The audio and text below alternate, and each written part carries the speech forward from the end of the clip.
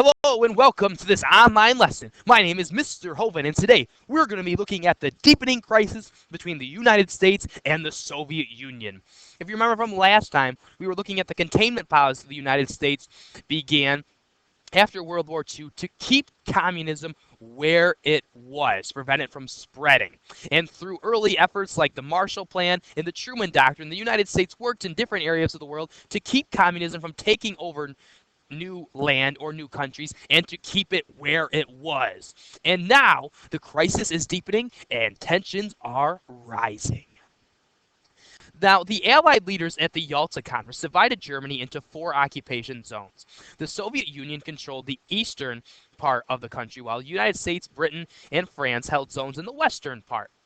The German capital of Berlin, pictured right here, was located deep within the Soviet-controlled East Germany. But this was also divided into the 4 Allied countries. So Truman believes it was essential that Germany was united in order to further a better future for Europe. But here's the problem. You've got the capital in the middle of the Soviet-controlled area of Germany. So if the Germans do not want to unite the country, it's going to be very difficult to get even the capital reunited. And as we thought, Stalin believed a united Germany would threaten the Soviet Union, and he wanted to keep Germany separated. Again, the capital of Germany is in the middle of the Soviet territory. So there is definitely going to be some tensions arising. So in 1948, Britain, France, and the United States stated their plan to unite their zones to form a new West Germany, to combine that side. So you'd have 2 basic countries, West Germany and East Germany, if Stalin did not want to combine his zone. And Stalin responded by sending troops to the edge of West Berlin to stop all traffic going into and out of the area. So now you've got this area that is supposedly westernized being cut off from all supplies. And when the Soviet Union refused to unite their German Berlin zones with the Allied zones, the Cold War begins. The Soviets hoped this would convince America and their allies to reconsider their plan.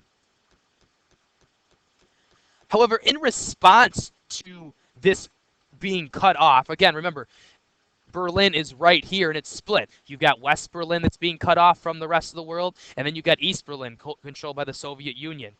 The United States began a year-long airlift to supply West Berlin with food, clothing, fuel, medicine, etc., to help them resist communism. Believing the Soviets wanted the West out of the city, President Truman made the intentions clear. We will stay in Berlin. However, he didn't want to do it through military actions. So that's why the airlift was formed. Goods, such as food, as we said earlier, are pictured here. You've got flour and milk being put on planes. And American and British planes began flying these goods into West Berlin in order to keep the people alive and to keep their spirits up. Again, preventing the spread of communism.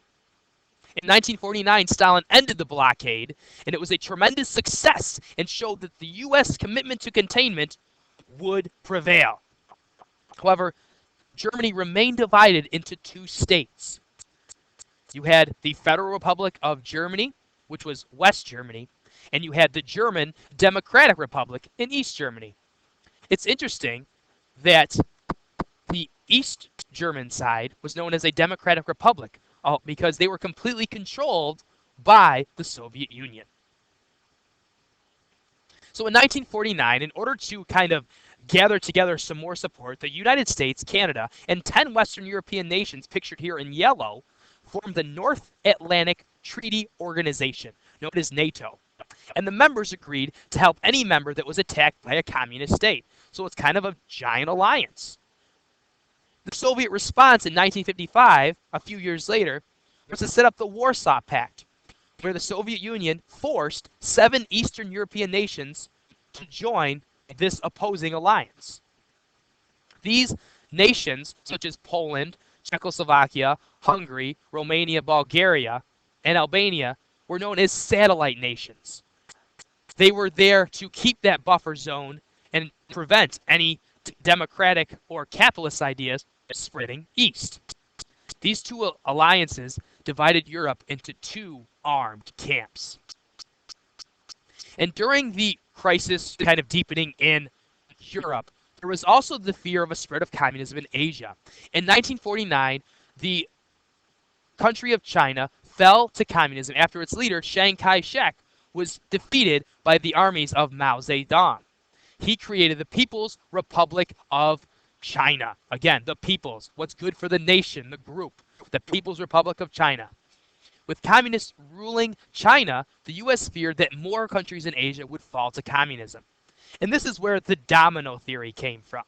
The U.S. government believed that if one country in Asia falls to communism, its neighbors would all fall to communism like a row of dominoes. So if China falls, next would be Korea, Vietnam, Laos, Cambodia, Thailand. So we needed to make sure we were trying to contain communism, especially in Asia. That about wraps things up for today. Next time, we will begin looking at more of the containment policy in Asia with the beginning of the Korean War. And we'll see you next time.